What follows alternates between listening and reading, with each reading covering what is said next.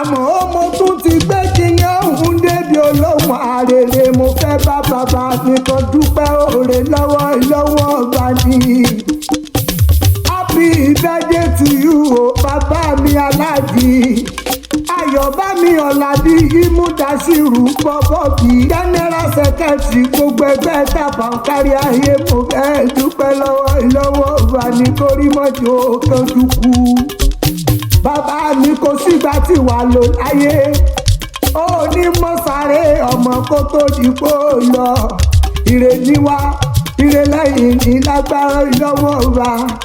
Ayé ẹ̀kọ́ ọmọ dúpẹ́ náà ní àwọn kẹjọ tójú ẹgbẹ́ ó sì mọ́ ṣé bí wọ́n náà rè ó dàgbà nínú ọgbọ́n. Ọmọdé ń fẹ́ ọ àgbà ń fẹ́ ọ gbogbo ayé pátá ló ń fẹ́ ọ bàbá mi wá gbádùn ayé pẹ́ títí.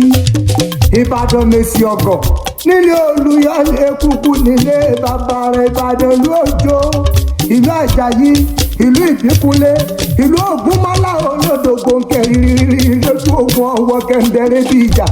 Àgbàlá Ògúnmọ́lá ó ti ìjókòó bá bẹ́ẹ̀ lò ní ìlọ. Àgbàlá Ògúnmọ́lá ó ti kókó ó sáré ìwọ lọmọ ike níjọ tó ya. Ẹ má ṣe ègbé mi fọ ìyàgùn kan gùn kẹyìn níjọ tó ṣà. Ẹ má ṣe ègbé mi fọ ìṣàláwẹ̀. Ike díjẹ́ díjẹ́ àmúṣẹ̀yẹ yan mo ní kí ẹ̀yin gbẹdẹ. Ébùdí mẹ́fà ló pín lélẹ̀ bàbá rẹ̀. Èmi ní ṣe tóbìnrin ó máa wo pàtà lódì mẹ́fà nígbàlẹ̀. Èmi ní ṣe tóbìnrin ó máa wo ẹ̀kú lódì mẹ́fà mo lógbó. Ẹ̀wá wá ṣe egúngún olùkámilára bí àjèrè. Èyí ò fi nígbàlẹ̀ ó ti gbóròsẹ̀ ó ti gbalẹ̀sẹ̀. Wọ́n ti fọ ọkọ̀ kan lẹ nígbàlẹ̀ ilé bàbá rẹ̀. Ẹni bá fọ ọkọ̀ kan lẹ nígbàlẹ̀ ó ti sá bàbá rẹ̀ lọ́kọ̀. Èmi ò ní fọ ọkọ̀ kan bàbá mi ọmọ mo rẹ̀ yànrún yá tún ké sí. Bàbá mi Bobobi ó ti sọdún èyí náà lágbára ìlọ́wọ́ ọba níre lá sọ̀rọ̀ àtàrẹ. Ìbàdàn mọ́jàmọ́jà tí bàbá rẹ̀ ṣètè kára wájú lẹ́rú. Igbó sùúrù tí bàbá rẹ̀ fi ń bọ sábàrí.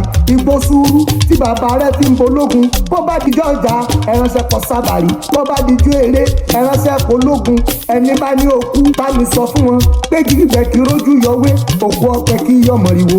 Ajẹ́jẹ́ apẹ̀rẹ̀ kí rojú ìmùsàn tágbára ìlọ́wọ́ ọba onítọ́jú lẹ́mọ̀lẹ́ bàbá mi. Happy birthday to you o Alhaji Ayobami Olabiyi Bobobi General Secretary gbogbo ẹgbẹ́ tàbá pátápátá bàbá mi kórìmọ́jọ kanjú kú.